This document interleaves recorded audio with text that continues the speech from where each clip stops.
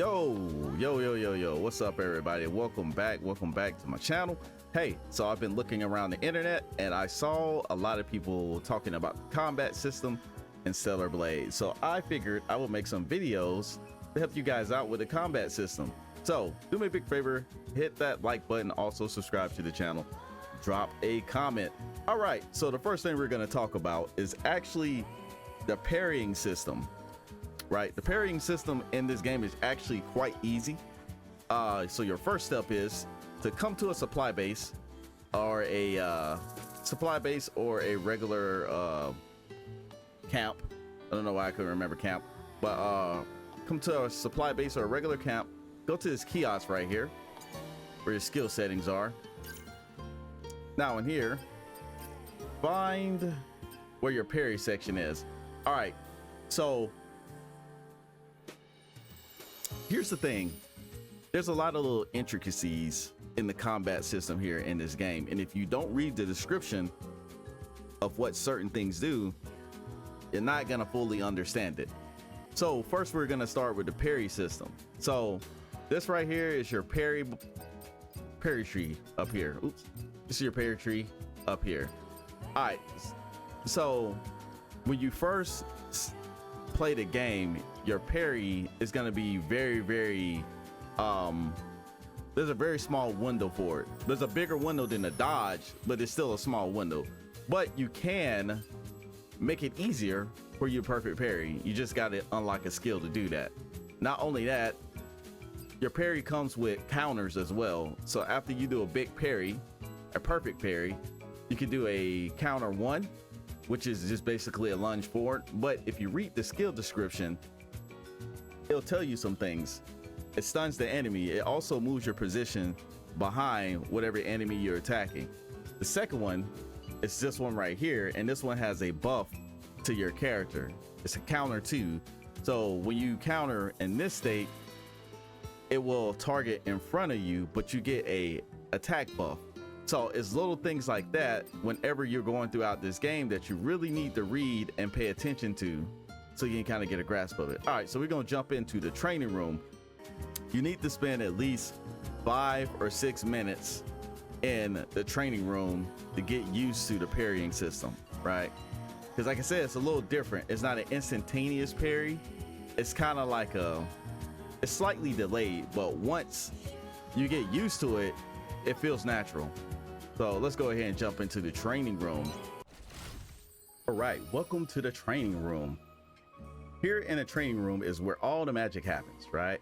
So this is what I did when I first got good at parrying and perfect dodging, is I literally came in here, I stayed here for 5 minutes, and I just parried every attack just to get used to the animation and how it actually functions, right? So first we're gonna work on the counters. I would suggest staying here for at least 5 minutes parrying. Now you might be like, man bro, I ain't got 5 minutes to waste on being in this simulation room working on the parrying. Trust me, if you spend 5 minutes here, it will help you out along the way when it comes to getting good at this parrying stuff, right? So I'll put this robot on standard attack first, and I'll just let him attack me, right? Until I can get like a perfect parry on like all of his attacks, right? And one thing about this is when it comes to actually parrying in this game, it's not a you press L1 and it's an instantaneous response. You actually have to hold down L1 for a little bit for your parry system or block system to stay active. If you press it, most of the time it activates like your hitbox. I don't really know how to explain it, but it seems like once you release it, then you're no longer in parry anymore. So it's actually better if you hold it when you're getting ready to parry something instead of pressing, right? So that's one tip, right? So then I'll just stay here. I'll put him back. Ooh. That was not what I meant to put him on. I meant to put him in standard attacks. So I'm fucking up. I'll put him in standard attacks, and I normally won't do a retribution. Put him in standard attacks, just let him attack me a few times. Now, For the blocks, you got 3 different blocks. You have a regular block, which is just this. You hear how it's made that very hollow sound? You take chip damage like that. You can't just sit here and hold. You can't sit here and hold it forever because it depletes your shields, and you take chip damage. So they want you to get good at parrying. Now you do have a regular parry. See that was a regular parry, and then that was an actual perfect parry. So you'll notice the difference. Get out of here, home.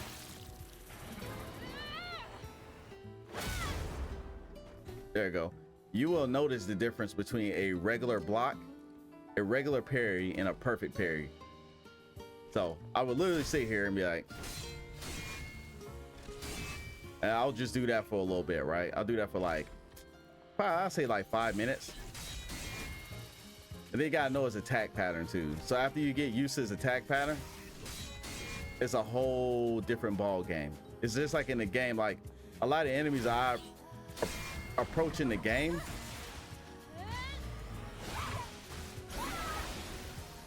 The way I deal with them at first is I kind of treat them like this guy is I'll go up to them and get them to attack me just to see what they can do. And then I'll try to get the timing down so I can work on parrying, right? And as I'm doing now, you know, I'll throw some little attacks in there.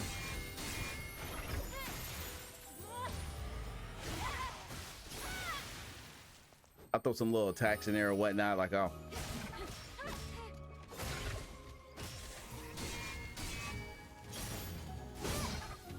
And then I'll do stuff like that. And I will sit there and literally just play around with them like that. All right, so yeah, that's what I like to do when it comes to just starting out my parry. Now, as I'm doing that, right, I like to actually work in my counters too. So I get the perfect parry down, and then I'll throw my counters in there. And you want to get good at perfect parrying just so you can do the counters, because they open up different opportunities. For example, if you do a perfect parry and a light attack, you actually position yourself behind the enemy and you stun them for a second too. So it's a good stun mechanic. So let me show you.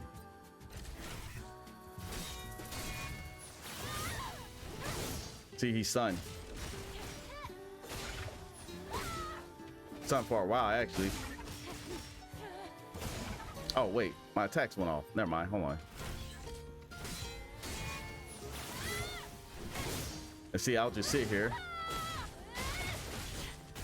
Now you gotta be careful. See, I shouldn't have finished that combo right there. I should have stopped. And I won't typically finish because I know this asshole is going to counter me unless it's a beta move. And that's how I like to do the parrying in here.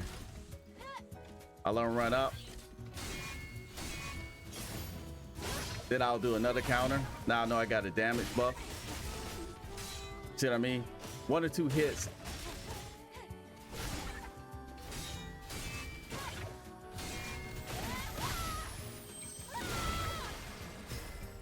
There you go, he's out of here.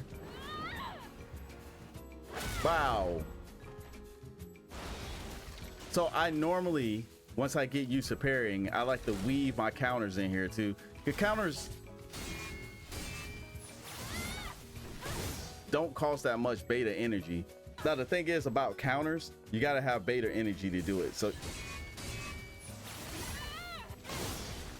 you got to have beta energy to do it. It only costs like one of these little dots over here. But if you don't have any energy whatsoever, you will not be able to do a counter. So make sure you keep your eye on that as well. So I will literally sit here and see the heavy one actually costs us 2. Cost 2 of those.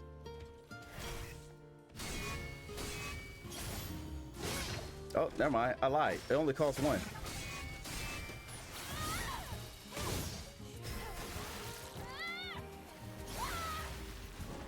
And there he goes. Once you get good at perfect parrying and counters, you can take out a lot of the enemies really easily. Even when it comes to the bosses, you can do some insane shit on the bosses. And I'm only just playing around with the demo right now. I'm just waiting for the full game, and I guarantee you when the full game comes out, I'll probably just be running over people, for real, for real. But you gotta know what each one of your counters actually do, right? So you know, this counter right here, I'm gonna tell you again, this one functions as, that one is a way to stun a lot of the enemy types. Oh, hold on, you're attacking too much. I'm trying to talk, man. So that one is a way to actually stun a lot of the enemy types, right? So you can get some hits in or in reposition behind them. Now you can just do the first initial part of that attack, but I normally do both parts, right? So it's a two-part attack. You have to press square and then triangle. Triangle will make you dash back towards them and hit them with another big hit, which is the stun part, right? Now the second counter, oops, I was actually trying to do a stun counter, my bad. Not stun counter, but I was trying to do a heavy counter. So this counter right here actually gives you an attack buff. That's why the blade is glowing like that, right?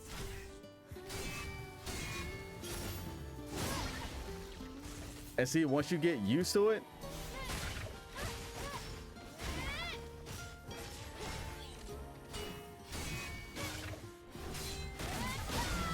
once you get used to the parry system here, like just open up.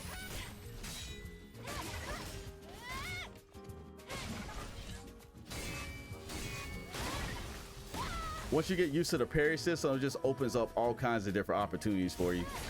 So if you're having problems with perfect parrying, I hope this actually helped you out today. Like I said, it's not very difficult. You just got to spend like 5 minutes in this training room to get used to the timing. But once you get used to the timing, like it all flows together. And it's like the bread and butter of this game. So it's one of those things where you're going to have to learn.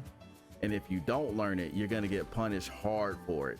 Because I from what I've seen them say, it's not going to be an easy game. So anyway, I hope this helped somebody out today. Do me a big favor, hit that like button, also subscribe to the channel, and I'm out of here. Don't forget to drop a comment as well. So just let me know if you guys got any more questions. I'm probably going to drop some more videos like this. So with that being said, see you